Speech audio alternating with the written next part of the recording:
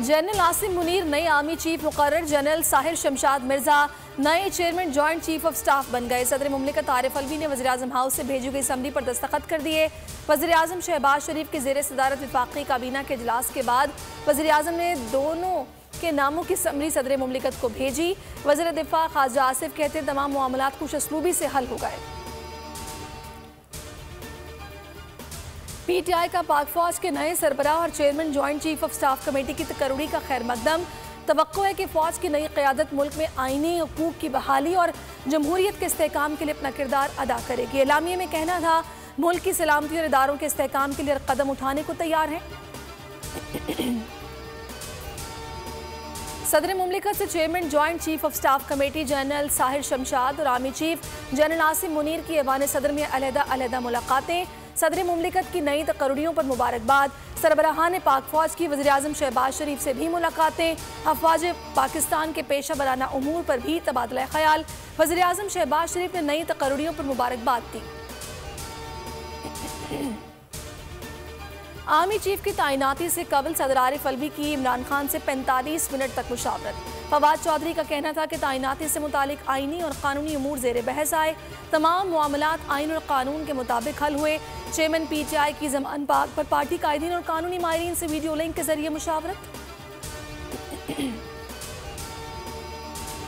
इमरान खान की अवाम को 26 नवंबर को हकीकी आज़ादी मार्च में भरपूर शिरकत की दावत। वीडियो पैगाम में कहा कि कौम को हकीकी आज़ादी तब मिलती है जब कौम में इंसाफ हो। कहा पैगाम देना है कि जब तक हकीकी आज़ादी नहीं मिलती चुप नहीं बैठेंगे। अवाम के लिए जख्मी हालत में भी पिंडी आ रहा हूँ। हकीकी आज़ादी मार्च। रावलपिंडी और इस्लामाबाद में कंटेनर सिटी में तब्दील करने का फैसला। फैज़ाबाद को चारों अतराफ से कंटेनर्स लगाकर बंद कर दिया जाएगा। फैज़ाबाद, कोराल चौक और 26 नंबर चौंगी से दाखिली रास्ते बंद।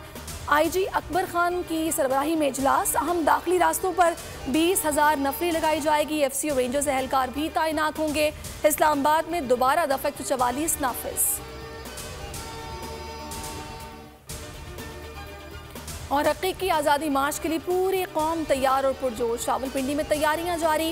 इकबाल पार्क में टेंट सिटी बनाने पर काम शुरू। मुल्क भर से काफिले कल से फैज़ाबाद पहुंचना शुरू हो गए। कप्तान 26 नवंबर को पिंडी पहुंचेंगे। हुकूमत को ललकारेंगे। असद उमर कहते सब आगाह हैं कि इमरान खान को शदीद सिक्योरिटी खतरात हैं। कप्तान के हेलीकॉप्टर को परेड ग्राउंड में उतारने की इजाज़त दी जाए। उम्मीद है इस्लामाबाद हाई कोर्ट जल्द फैसला करेगी। अस्सलाम वालेकुम, आप देख रहे हैं बोल न्यूज़। मैं हूं सहरेश जुहेब। हेडलाइंस आपने जानी। किसी भी खबर के लिए विजिट कर सकते हैं bolnews.com। अभी आप देखिए प्रोग्राम ऐसे नहीं चलेगा।